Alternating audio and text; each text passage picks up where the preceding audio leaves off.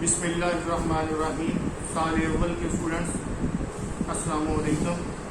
داغ دہلوی کی دوسری غزل کا مطلع: خاطر سے یا لحاظ سے میں مان تو گیا، جھوٹی قسم سے آپ کا ایمان تو گیا. اس کا مفہوم: اے محبوب، میں تو تعلق خاطر کی وجہ سے تمہاری بات کو مان چکا ہوں، مگر جھوٹی قسم کھانے سے تمہارا ایمان تو جاتا رہا. معاملہ بندی کا شعر ہے، اور اردو کی شعری روایت میں یہ بات ہمیشہ سے رہی ہے کہ عاشق کو اپنے محبوب سے اس بات کا گلہ رہتا ہے اور وہ یہ شکایت کرتا رہتا ہے کہ محبوب جو ہے وہ رقیبوں سے ملتا ہے، غیروں سے ملتا ہے، میرے دشمنوں سے شناسائی رکھتا ہے. اور جب عاشق جو ہے وہ محبوب سے غیروں سے میل جول رکھنے پر شکایت کرتا ہے، گلہ گزاری کرتا ہے، تو محبوب صاف منکر جاتا ہے. وہ کہتا ہے کہ ایسا تو ہرگز نہیں ہے، یہ تم نے کیسے سوچ لیا کہ میں غیروں سے ملوں، یہ ہو ہی نہیں سکتا. وہ جھوٹ بول دیتا ہے، اور عاشق کو اس کی بات کا مان رکھنا پڑتا ہے، بھرم رکھنا پڑتا ہے. اس تعلق واسطے کا بھرم رکھتے ہوئے وہ مان لیتا ہے کہ ٹھیک ہے، تو میں تمہاری بات تسلیم کرتا ہوں. لیکن داغ دہلوی کہ ہاں جو ہے وہ عاشق ایک ایسے فرد کے روپ میں سامنے آتا ہے جو برابری کی سطح پہ بات کرتا ہے اور منہ پہ بات کرنے سے وہ گھبراتا نہیں.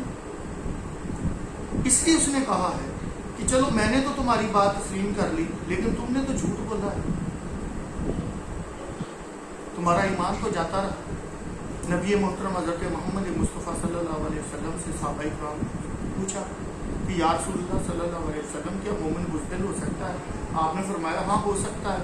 پھر پوچھا گیا کہ یا رسول اللہ صلی اللہ علیہ وسلم، کیا مومن جو ہے وہ کنجوس ہو سکتا ہے، بخیل ہو سکتا ہے؟ آپ نے کہا ہاں ہو سکتا ہے. پھر پوچھا گیا یا رسول اللہ صلی اللہ علیہ وسلم، کیا مومن جھوٹا ہو سکتا ہے؟ آپ نے فرمایا ہرگز نہیں. تو اس طرف بھی اشارہ ہے. کسی نے کہا نا خدا کے واسطے جھوٹی نہ کھائیے قسمیں، مجھے یقین ہوا مجھ کو اعتبار ہے. اور ایک اور شاعر نے کہا کہ جادو ہے یا طلسم تمہاری زبان میں، تم جھوٹ کہہ رہے تھے مجھے اعتبار تھا. اور دور جدید کے شہزاد احمد شہزاد جو بڑے اچھے شاعر ہوئے ہیں، وہ کہتے ہیں کہ یہ سمجھ کے سچ جان لیا ہے تیری باتوں، اتنے خوبصورت لب جھوٹ کیسے بولیں گے. مختلف شعراء کرام نے اس روایت کو کے تسلسل کو برقرار رکھا، اور یہ باتیں جو ہیں وہ آگے چلتی رہیں. اب اس کا فنی فکری جائزہ. شعر غزل کا مطلع ہے، طنز کی کاٹ موجود ہے، داغ کے خاص رنگ میں ہے.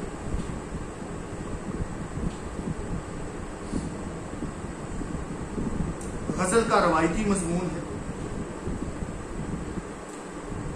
اب غزل کے حسن مطلع کی طرف آتے ہیں. دوسرے شعر میں دل لے کے مفت کہتے ہیں کچھ کام کا نہیں، الٹی شکایتیں ہوئیں احسان تو گیا.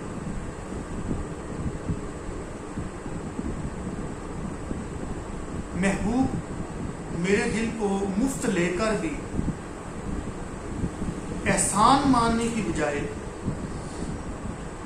اس کے بیکار ہونے کی شکایت کر رہے ہیں.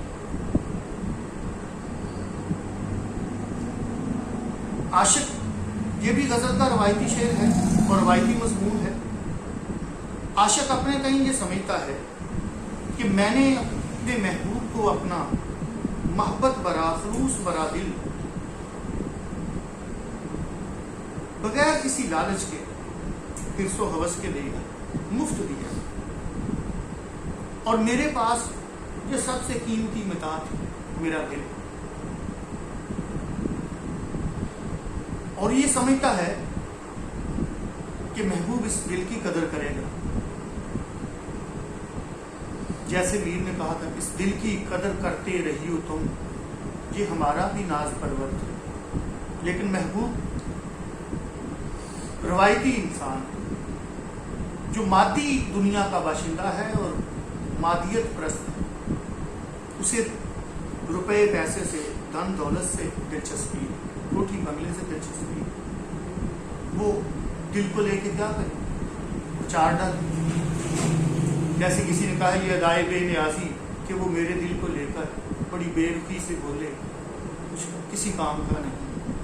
یہ جو رویہ ہے محبوب کا، جو دنیا دار ہے، جو لالچی، اس پر جو ہے شعر میں جو ہے وہ گہرا طنز کیا گیا ہے کہ میرا احسان ماننے کی بجائے شکایتیں کی جا رہی ہیں.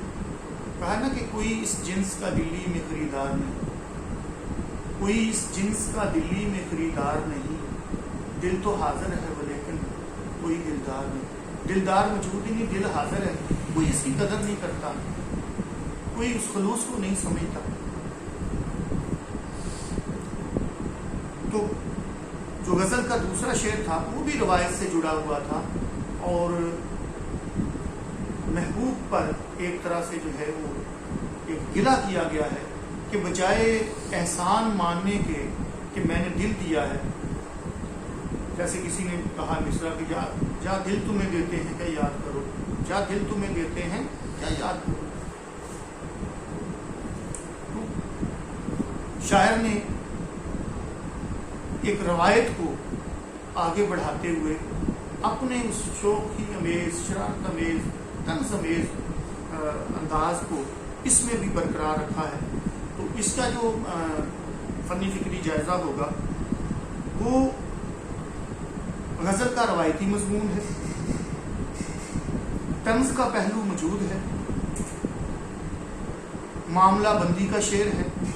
تو آج کا جو لیکچر تھا، مختصر سا لیکچر، وہ داغ دہلوی کی دوسری غزل کے پہلے 2 اشعار پر مشتمل تھا.